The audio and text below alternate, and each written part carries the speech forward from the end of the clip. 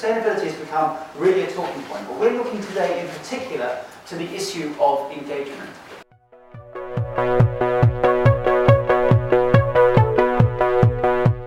We are very fortunate today to have a number of extremely impressive leaders within the food service industry and more widely.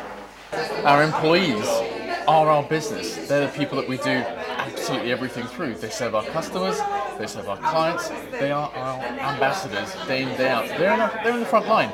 Engaged employees are likely to be very much have high productivity, which is obviously great for your bottom line in terms of finance. They're also less likely to take sick days. They're likely to come up with more innovative responses to things and make fewer mistakes. So in terms of the advantages of engagement, I think they're enormous.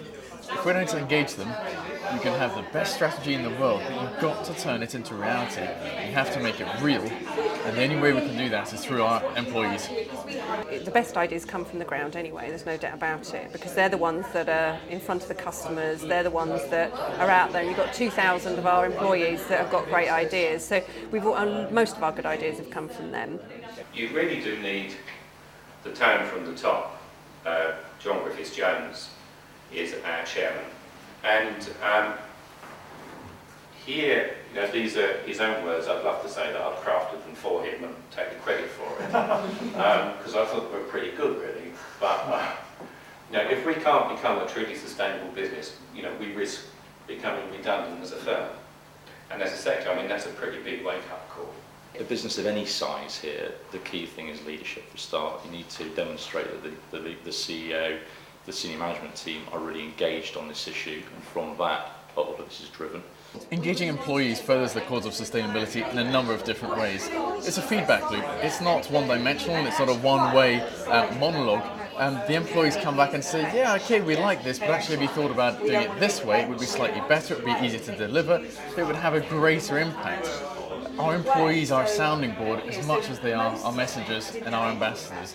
They will feedback, they will give intelligence and insight, and it's invaluable.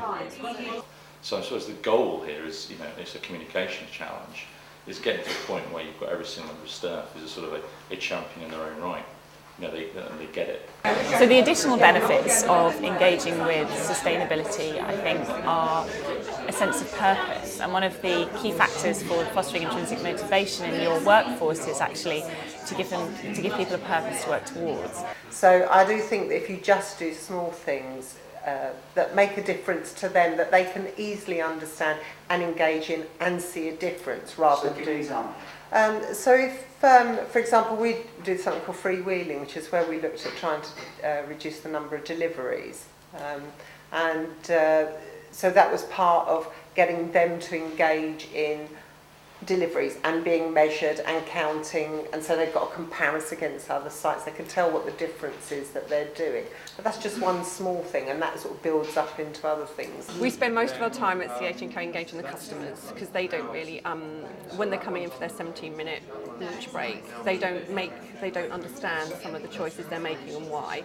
And certainly in environmental, getting people to put the right things in the right bins, you think you're asking the earth, so it's engaging the customer for us. It's the biggest issue. It's a real challenge, isn't it, in food service? We tend to be very decentralised. We're not all stuck here in an office, we're not all looking at email. There's a whole host of different ways of doing it, and I think the variety and the richness that we saw today was really encouraging. I especially enjoyed hearing the piece about social media. We're dipping toes into it, aren't we? It comes along with risk, but also huge opportunities. Really, it's getting to a point now where if you look on Twitter and you search for a brand name who doesn't currently have a Twitter account, you probably see people talking about them anyway. If you search for your company on Google, what are you going to see?